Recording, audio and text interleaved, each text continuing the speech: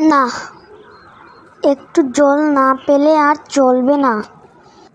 সেই সকাল থেকে হেঁটে আসছি, এখন প্রায় আর 1 ঘন্টা পথ বাকি। তেষ্টায় মুখ শুকিয়ে গেছে, কিন্তু জল চাই কার কাছে? ওই তো একজন লোক আসছে, কি করে জিজ্ঞেস করি? মশাই, একটু জল পাই কোথায় বলতে পারবেন? জলপাই এখন কোথাও পাবেন না।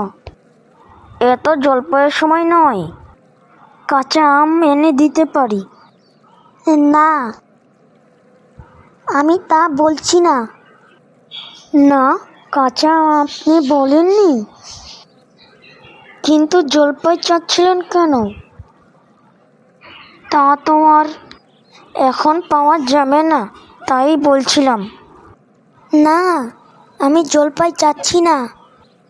চাচ্ছেন না তো কোথায় পাবো? করছেন কেন? খামাখা এরকম করার মানে কি?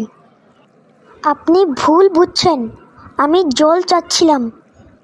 জল চাচ্ছেন তো জল বললেই তো হয়, জলপাই বলার দরকার কি?